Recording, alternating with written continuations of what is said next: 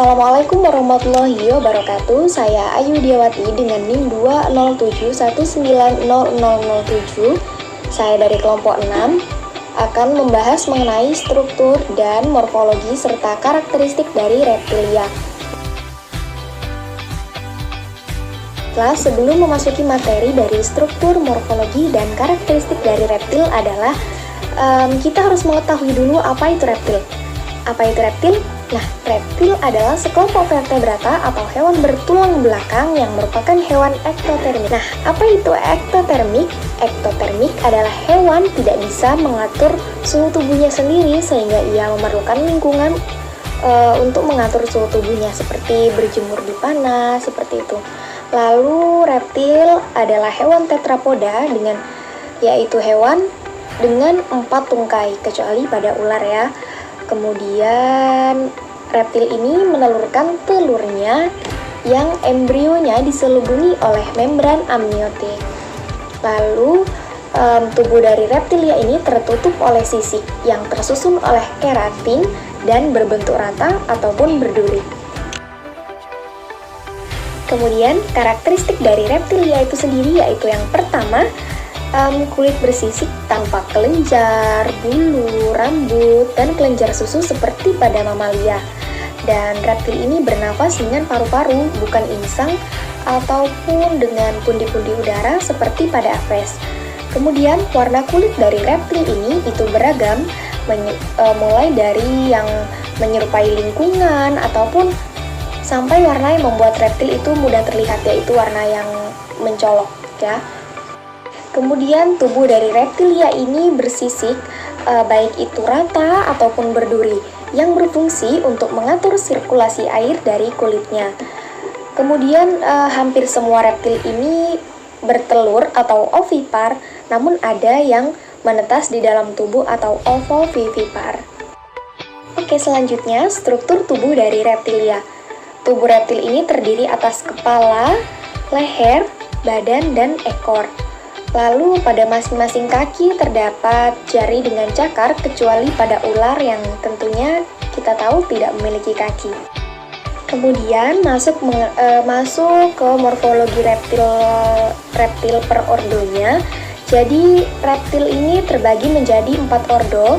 Yang pertama ordo Squamata yang kita kenal dengan kadal, kemudian ular. Nah, kemudian ada ordo Testudinata. Nah, Testudinata ini contohnya seperti penyu dan kura-kura. Kemudian ada ordo Crocodilia. Nah, ordo Crocodilia ini adalah contohnya buaya. Lalu ada ordo Rhinchocephalia, di mana pada ordo ini hanya terdapat satu famili, yaitu Spendontidae. Dan hanya ada satu genus, yaitu Spendon. Contohnya yaitu Tuatara. Kemudian ordo Squamata ini adalah ordo yang memiliki jumlah spesies terbanyak dibandingkan 3 ordo reptil lainnya. Lalu ordo Squamata ini secara umum hidupnya dekat dengan air, namun tidak jarang juga dan ada beberapa yang hidup di pepohonan. Ordo Squamata ini dibagi menjadi 3 subordo. Yang pertama Amphisbaenia, lalu yang kedua Sauria atau Lacertilia. Lacertilia ini contohnya kadal, cecak, biawak, bunglon. Lalu ada yang ketiga Serpentes atau Opidia, contohnya ular. Dari subordo Amphisbaenia ini tidak memiliki kaki, kecuali genus Bipes yang memiliki sepasang kaki depan. Dari subordo Amphisbaenia ini, contohnya ada worm lizard. Worm lizard ini sering orang mengiranya itu cacing karena mirip sekali warnanya, yaitu keping-pingan. Lalu setelahnya ada subordo Lacertilia. Subordo Lacertilia ini sebagian besar memiliki 4 kaki, walau ada beberapa yang hanya memiliki 2 kaki dan ada pula yang tidak memiliki kaki. Kulit dari Lacertilia ini juga mengelupas seperti layaknya ular. Kemudian lanjut ke subordo Serpentes yang dikenal dengan ular ini. Subordo Serpentes ini tidak memiliki kaki. Sebagian ular tidak memiliki bisa, dan ular adalah karnivora. Meskipun ular yang tidak berbisa, dia tetap karnivora. Baik, selanjutnya ada morfologi reptil dari ordo Testudinata. Ordo Testudinata ini contohnya adalah penyu dan kura-kura.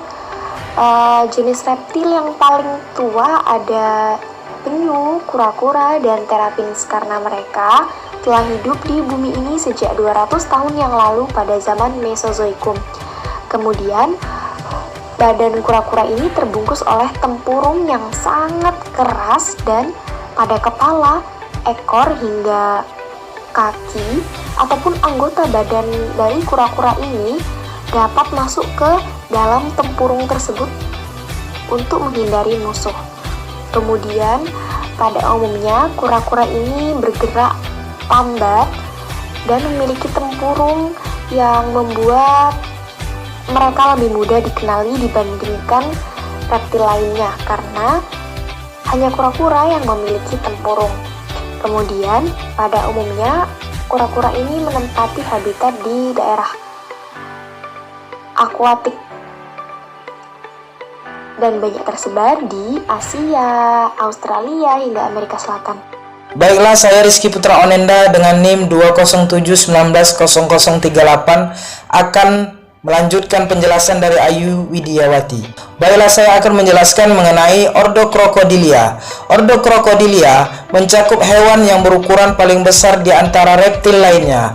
Kulit tebal dan liat karena mengandung kepingan tulang yang tersusun berderet dan berlunas. Membentuk perisai dermal, mengandung sisik dari bahan tanduk. Kepala berbentuk piramida, keras dan kuat, dilengkapi dengan gigi yang bertipe gigi polydon. Mata kecil terletak di bagian kepala yang menonjol di dorsal lateral. Ordo Crocodilia mempunyai 3 familia, yaitu Alligatoridae, Crocodilidae, Gapialidae. Baiklah, selanjutnya saya akan menjelaskan mengenai ordo Rhizocephalia. Ordo Rhizocephalia merupakan karnivora dan mencari makan di malam hari. Ia memiliki tipe tengkorak diapsis. Morfologinya mirip Lacertilia dan panjang dewasanya mencapai hingga 30 cm. Ordo Rhizocephalia bereproduksi secara opipar dengan fertilisasi internal.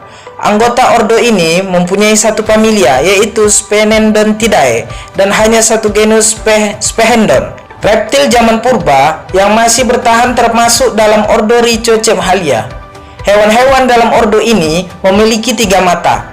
Namun, mata ketiga pada dahinya tidak berkembang, yaitu contohnya pada tuatara. Baiklah teman-teman semuanya, sekian penjelasan dari kami, semoga bermanfaat untuk kita semua. Kami akhiri, wassalamualaikum warahmatullahi wabarakatuh.